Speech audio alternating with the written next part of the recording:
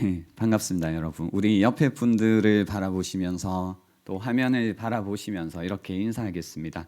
함께여서 감사합니다. 네, 오늘 또 현장에 소수의 분들이라고 해야겠죠? 와서 앉아 계신데요. 뭔가 분위기가 오붓해서 참 좋지 않나요? 그죠? 네, 뭔가 이렇게 진짜 가족 같아 이런 느낌이 있습니다. 세상이 줄 수도 빼앗아 갈 수도 없는 복, 줄여서 세 줄 빼복입니다. 그 무엇으로도 그 어떤 환경도 빼앗아 갈 수 없는 복이 있습니다. 바로 예수님이 주신 팔복입니다. 예수님은 오늘 본문에서 하늘의 축복을 나누어 주십니다. 예수님이 나누어 주신 하늘의 복은 지금 우리가 누릴 수 있고 기뻐할 수 있는 행복입니다. 그래서 그리스도인의 삶을 시작했다면 복을 누리는 자리에 서 있습니다. 그런데 이 복된 자리가 우리가 쉽게 이해할 수 없는 역설의 자리입니다. 지혜로워지기 위해 어리석어지는 것, 자기의 목숨을 구하기 위해 잃어버리는 것, 가난하게 됨으로써 부유하게 되는 것이 바로 그런 역설입니다. 어리석어야 지혜로워지고, 잃어야 얻고, 가난해야 부유해지는 것. 우리 자신을 괜찮은 존재로 여기는 망상의 겉옷을 찢어버리고 우리가 그토록 애지중지하던 금덩어리가 그저 쓰레기에 불과하다라는 것이 드러나고 나 자신을 가련하고 가난하고 벌거벗은 상태로 덩그러니 남겨놓는 그 자리이기도 합니다. 바로 그 자리가 예수님께서 우리를 찾아 내려오신 자리이고 또 예수님의 이 축복의 말씀이 임하는 자리입니다. 절망에 빠져있던 우리를 구원하고 부유하게 하시는 자리입니다. 즉 누구도 심령이 가난해지지 않으면 하나님 앞에서 애통할 수 없고 그렇게 애통하는 가운데 자신의 겸손한 눈으로 바라보지 않으면 다른 사람들을 온유하게 대할 수 없습니다. 심령이 가난하지 않고는 의에 줄이고 목말라 하는 것이 불가능합니다. 그래서 심령이 가난해지면 하나님 앞에서 애통합니다. 나의 이 가난한 상태에 대해서요. 그렇게 애통하는 가운데 자신을 겸손하게 바라보고 다른 사람들을 온유하게 대할 수 있습니다. 심령이 가난해지면 의에 줄이고 목말라 합니다. 어떻게 이 의를 추구하는가? 굶어 죽어가는 사람이 먹을 것을 찾듯이 목말라 죽어가는 사람이 물을 갈망하는 것처럼 의를 추구합니다. 의를 얻는 것은 죽고 사는 문제입니다. 취미생활이 아니라 삶의 문제입니다. 그리스도가 좋은 분이다 말하고 있는 것이 아니라 그리스도는 생명이시다라고 고백하는 겁니다. 이처럼 목이 마른 사람이 과연 무엇으로 그 예수님과 그 의와 바꿀 수 있느냐라는 거죠. 그러니 이 생명의 의를 위하여서 박해도 받을 수 있는 겁니다. 오늘 10절 말씀에 보시면 의를 위하여 박해를 받은 자는 복이 있나니 천국이 그들의 것임이라. 나로 말미암아 너희를 욕하고 박해하고 거짓으로 너희를 거슬러 모든 악한 말을 할 때에 너희에게 복이 있다고 하시는 겁니다. 여러분 굉장히 오래 전에요. 제가 이 세 줄 빼복이라는 제목을 가지고 팔복 시리즈 설교를 한 적이 있습니다. 기억이 나시나요? 그때 제가 한 가지를 빼고 설교를 했었어요. 그게 뭐냐면 이 마지막 8번째 복이었습니다. 왜 뺐느냐? 준비하다가 준비를 못했느냐? 그게 아니라 그 당시에는 이 박해라는 단어가요 뭔가 그렇게 와닿지 않더라고요. 그리고 그 말씀을 뭔가 전할 시기는 아닌 것 같다라는 생각을 했었고요. 제가 그때 이제 언젠가 그때가 오면 이 마지막 8번째 복을 전해야겠다라고 생각해 두었습니다. 그게 오늘인 것 같아요. 그래서 오늘 이 8번째 복을 여러분과 나누려고 합니다. 박해를 받는 상황. 박해를 받아도 핍박을 받아도 복이다라는 이야기입니다. 복된, 복이다, 복된 자리.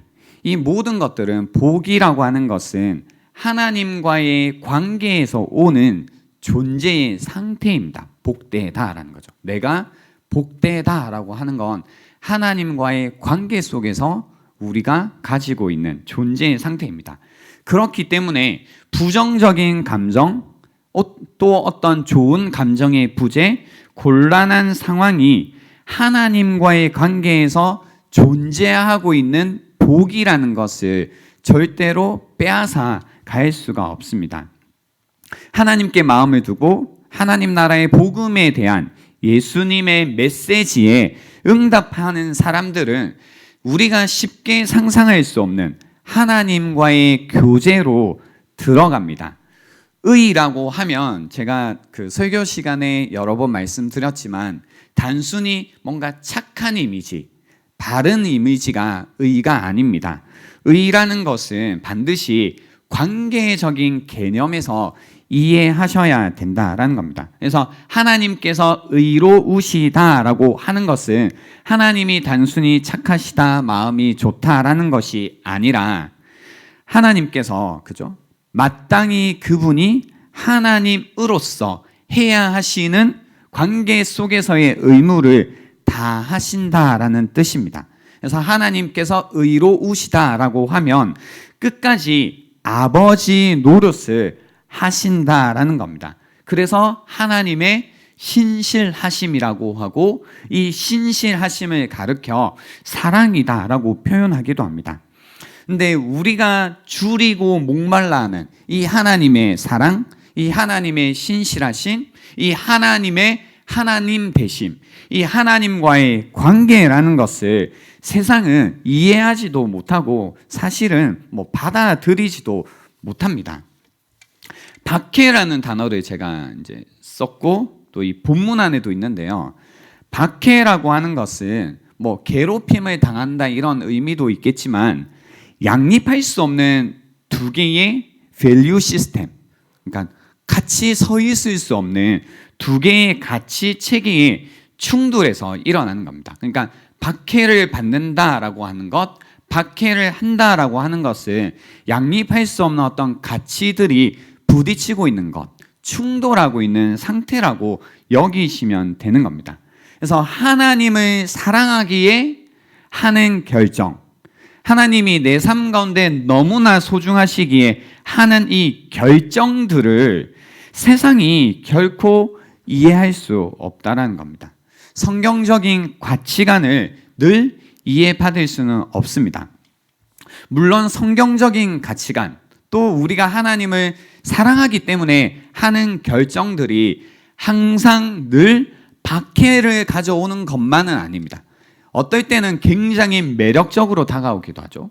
와, 그런 가치가 있어? 와, 나도 그 가치에 나의 삶을 던지고 싶다. 그래서 굉장히 매력적으로 다가오기도 합니다. 그래서 세상의 빛으로서 소금으로서의 역할을 하기도 하고 믿지 않는 많은 사람들로 하여금 마음의 감동과 감화를 일으키기도 합니다. 그러니까 매력적으로 다가오는 경우죠.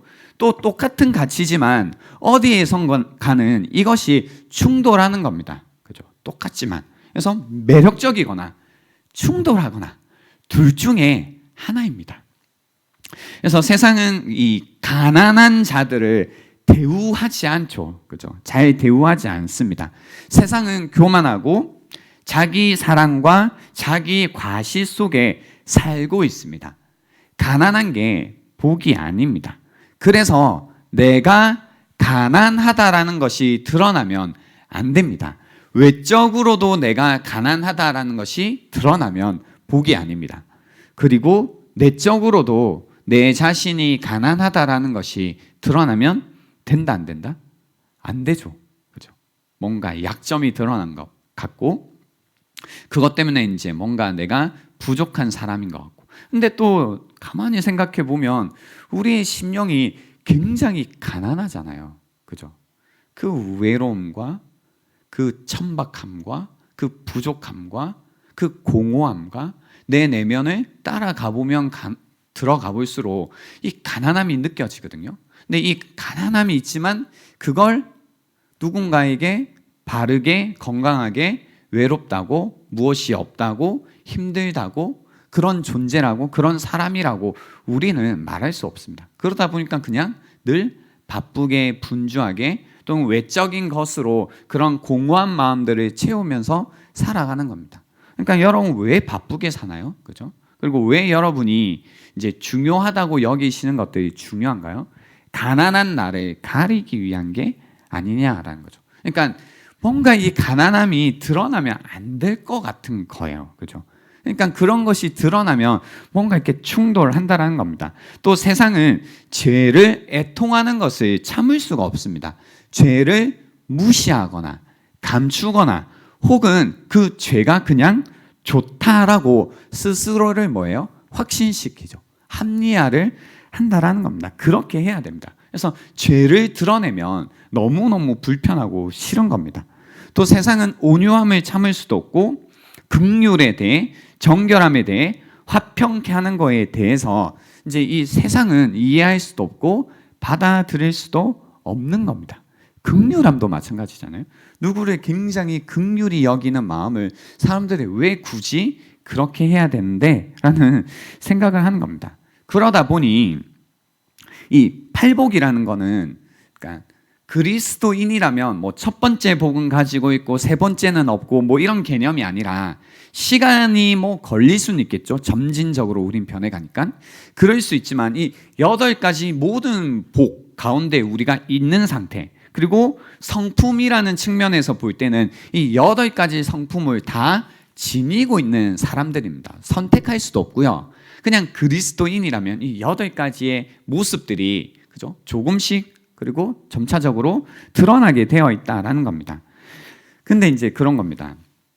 우리가 그리스도인이라는 걸 모른다면 그죠? 그냥 세상과 동일하게 사니까 편안할 겁니다. 특히 오늘 말씀을 볼 때 이런 충돌이라는 것은 일어나지 않을 겁니다.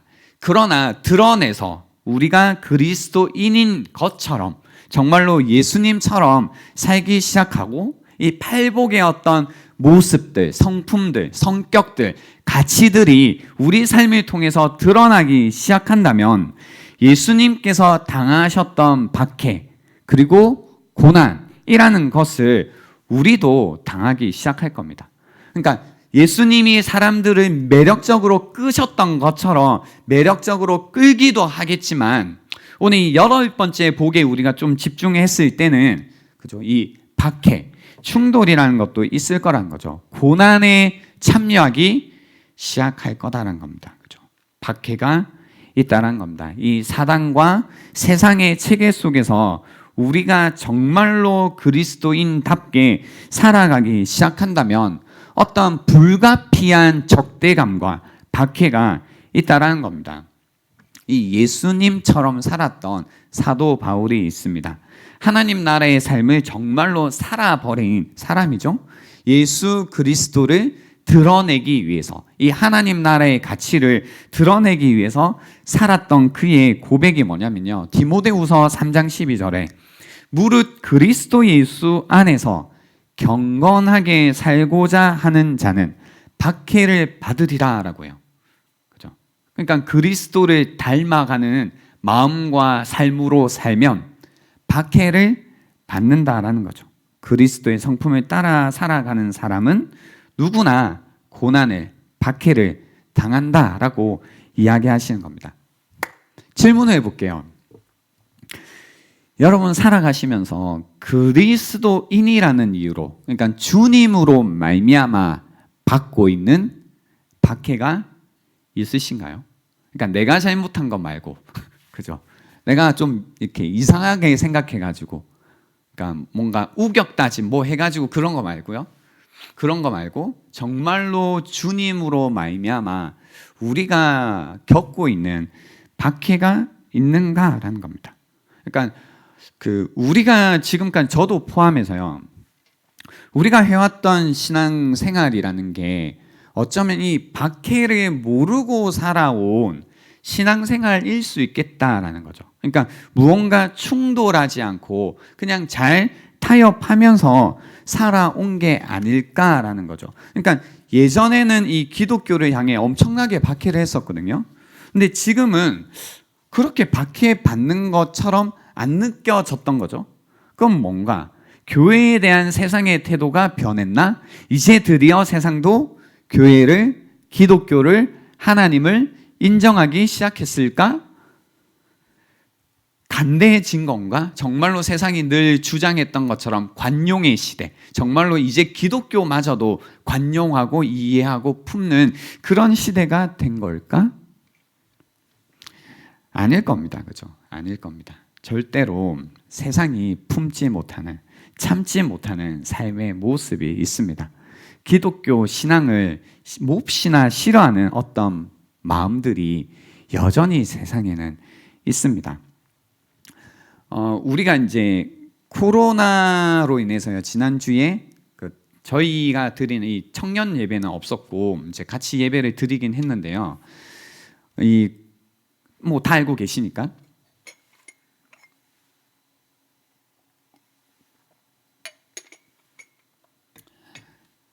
아마 여러분 조금은 박해가 뭔지, 그죠? 맛을 보지 않았을까라는 생각인 거죠. 저희가 이제 방역 수칙을 뭔가 어겼나요?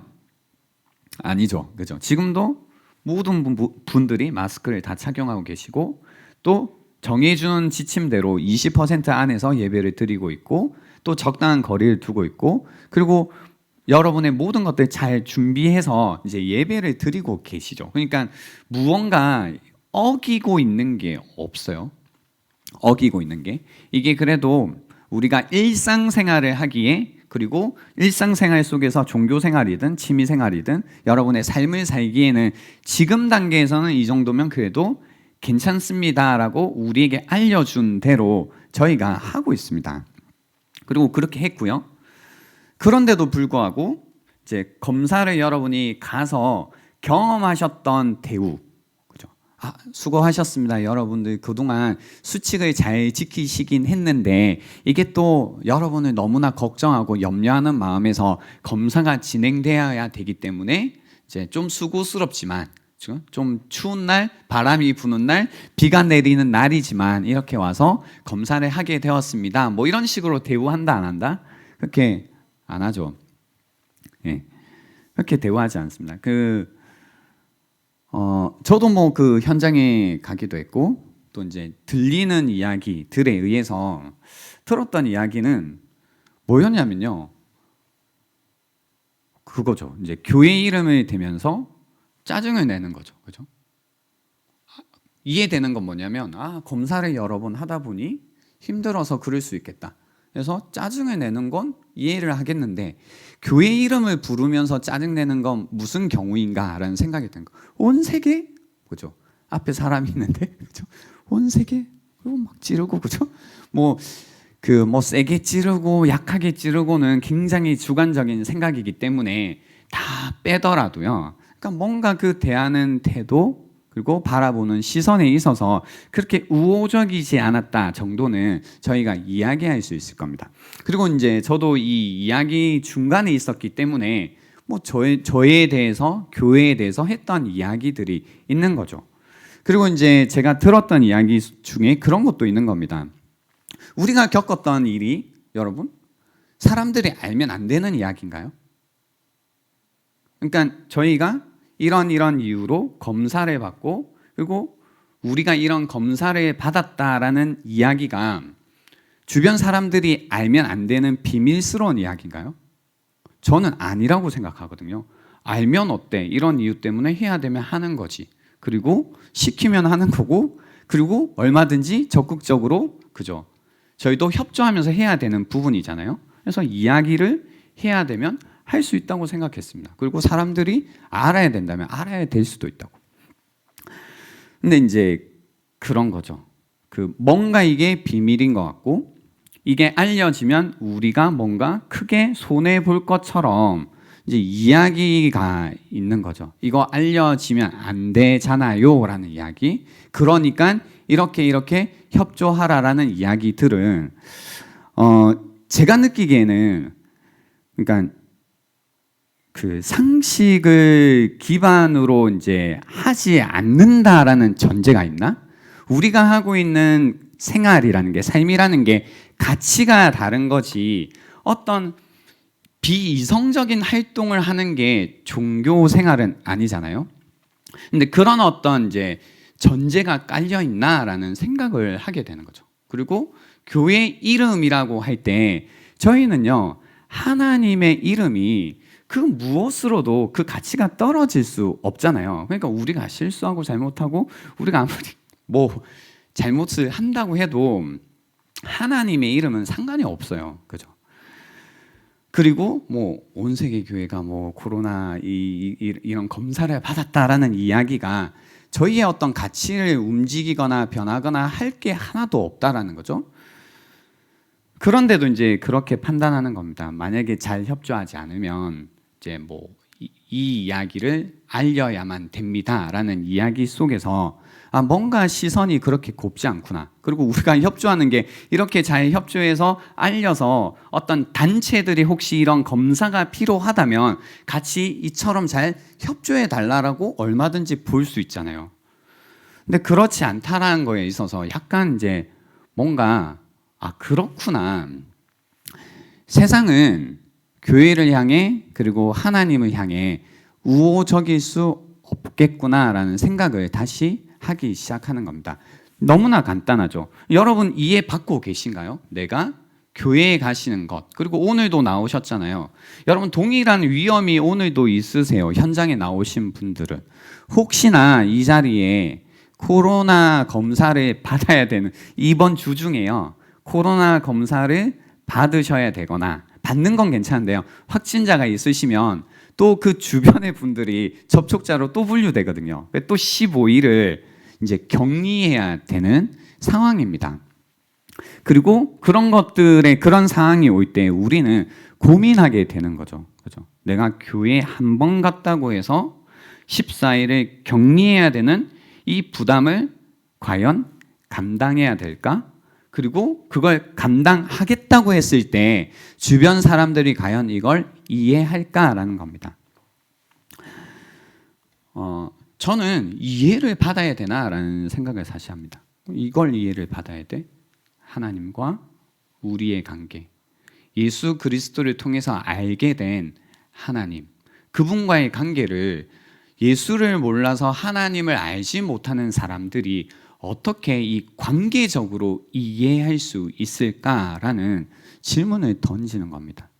사랑하는 사람들의 관계는 사랑하는 사람들만 이해할 수 있는 겁니다. 그렇지 않으면 이해할 수 없는 거죠. 그래서 여러분이 시대가 무언가 변해가고 있다는 걸 아셔야 됩니다.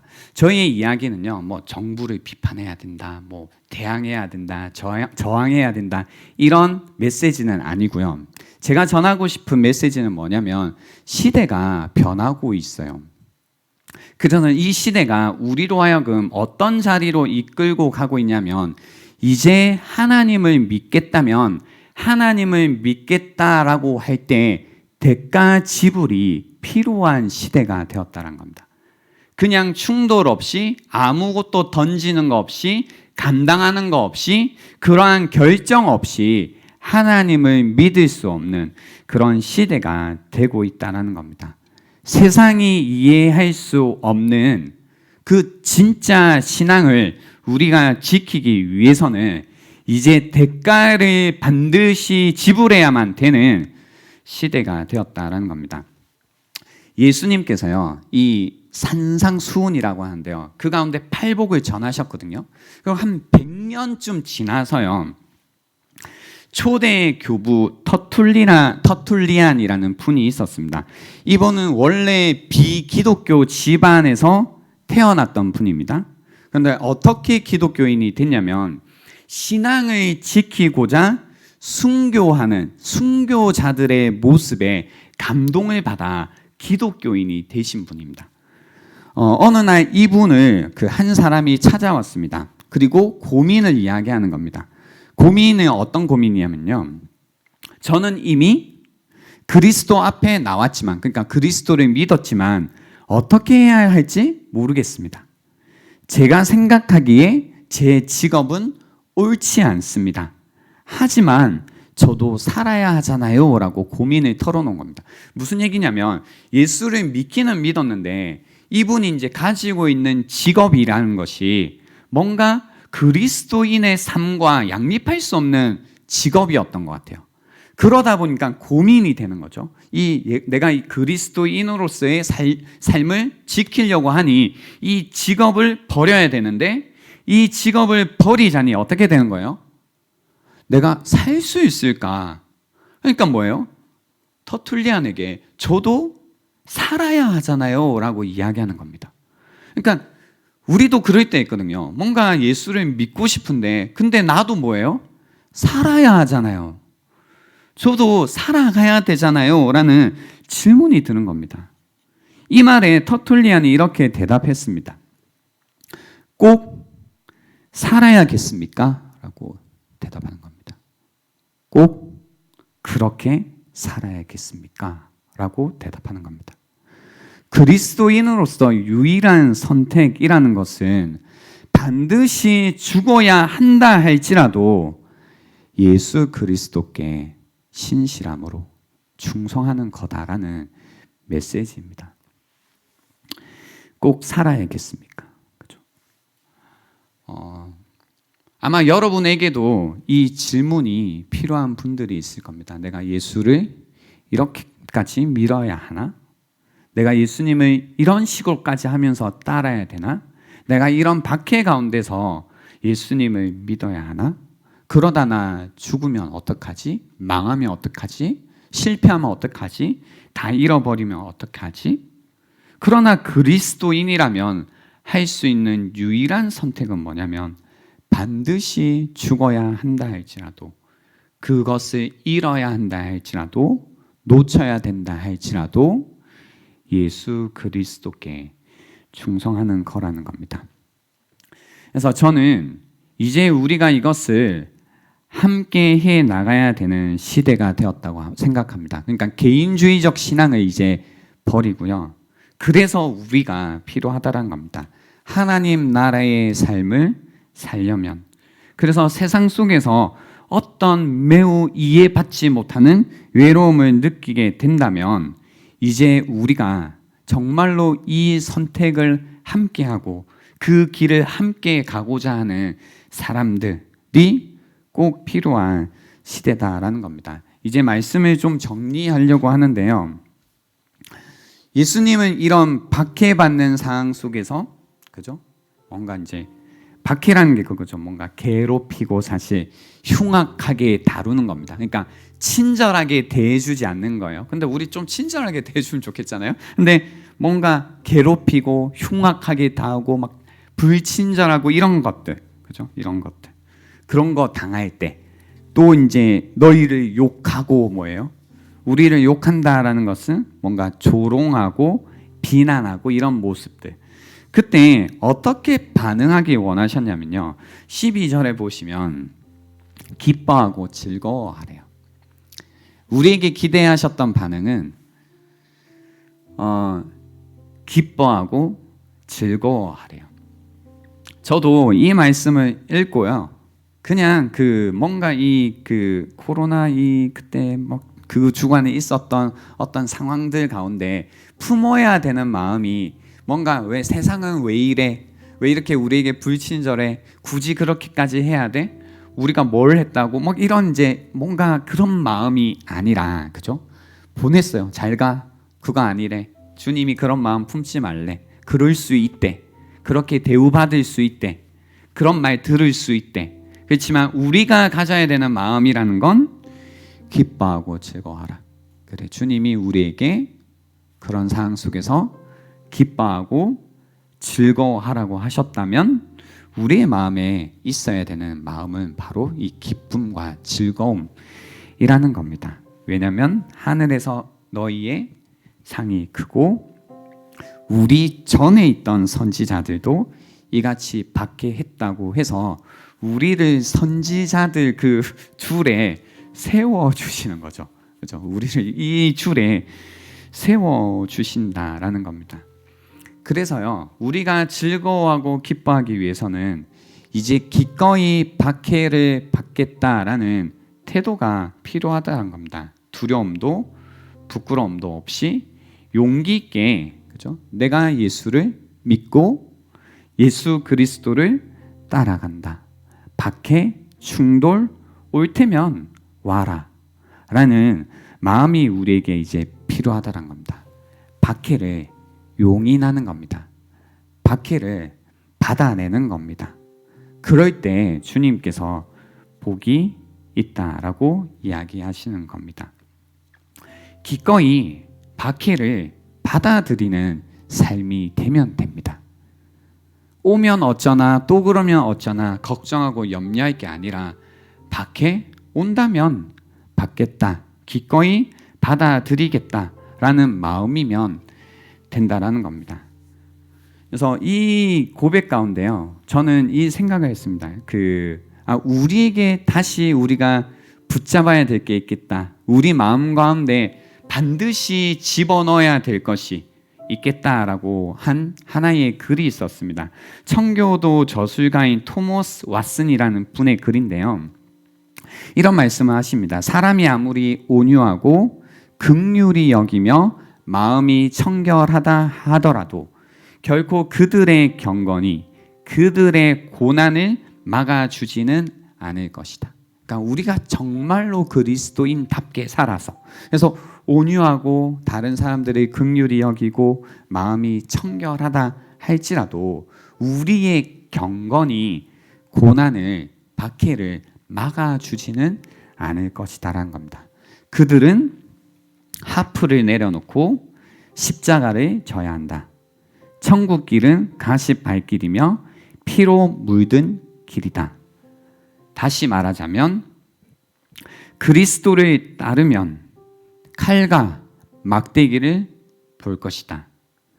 여러분의 신앙 고백에 십자가를 넣어라라고 합니다. 여러분의 신앙 고백에 십자가를 넣어라. 우리가 잃어버렸던 십자가, 우리의 고백 가운데, 우리의 이 믿음 가운데 놓쳤던 그 십자가를 다시 넣으라고 하는 겁니다.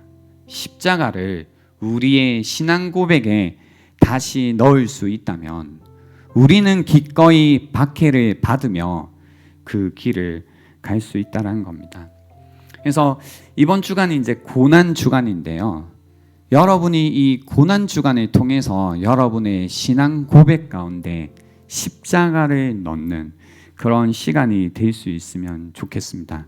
왜냐면요, 예수님께서요, 우리를 위해서 먼저 박해와 욕을 다 당하셨죠. 우리를 위해서 먼저 함부로 여김을 당하셨어요. 괴롭힘을 당하셨죠. 흉악하게 다룸을 당하셨습니다. 십자가에서. 그죠? 그 조롱과 욕과 비난과 박해. 그리고 욕을 드셨습니다. 침뱉음을 당하셨죠. 사실 여기에서 욕한다라는 단어는 마태복음 27장 44절에 사용되었던 단어입니다. 여기 마태복음 27장 44절의 장면이 뭐냐면요, 예수님께서 십자가에서 못 박히시는 장면입니다. 사람들이 예수님을 조롱하고 놀리고 욕하고 경멸하는 그 장면에서 사용된 단어입니다. 사람들이 예수님께 그렇게 했습니다. 예수님은 우리를 위해 그렇게 하셨습니다. 그렇다면 이제 우리가 예수를 위해 이것을 왜 하지 못하겠냐라는 겁니다. 그래서 이번 한 주간 이 말씀을 여러분 계속 묵상하면 좋겠습니다. 디모데후서 2장의 말씀인데요.